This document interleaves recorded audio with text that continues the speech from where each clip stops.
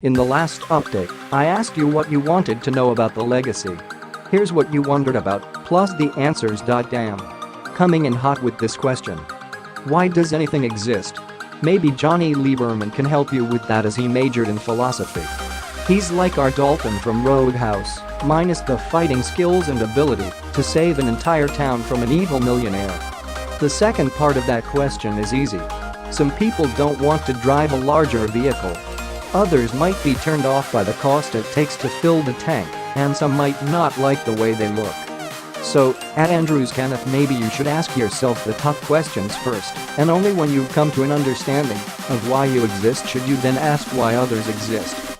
We await your enlightened response.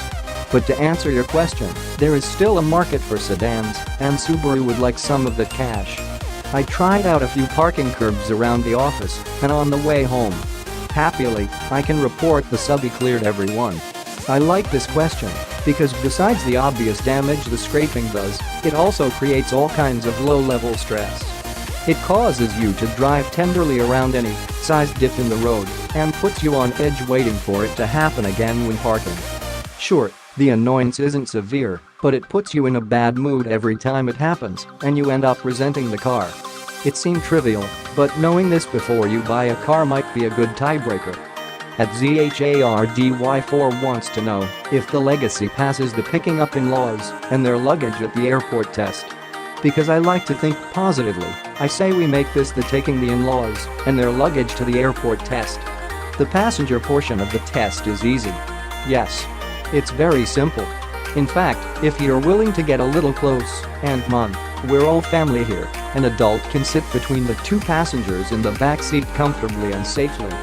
As for luggage, unless your relatives are hightailing it out of the country with all their worldly possessions, you should have no trouble sending them back to where they belong with 3 suitcases, which is anywhere but your house number. Right. John Harris emails, I'm almost 70 years old and would like to know that I can get out of the driver's seat without calling the local rescue squad. John, I'm sure the rescue squad appreciates that. Those adrenaline junkies don't want to waste their time with easy rescues when what they really want is to use the jaws of life every chance they get. This is one of the bigger things I look for on a test drive. How easy is the in and out? When you have to fall into your seat because it sits too low, and then later you need to hoist yourself out, it makes a day of errands torture and ends up making you dread driving your car. Anything that makes you dread driving is the sworn enemy of us here at Motor Trend. Now sir, I'm nowhere near a septuagenarian, cue my laughing co-workers, but I can report getting into and exiting the vehicle is pretty easy. No contortions or controlled falls while loading myself, and no Olympic feats of upper body strength to pull myself out. So, for me, it hits the sweet spot of ingress and egress. I sincerely thank you for all your questions, gang. Keep them coming, and I'll try to answer as many as I can in the coming updates.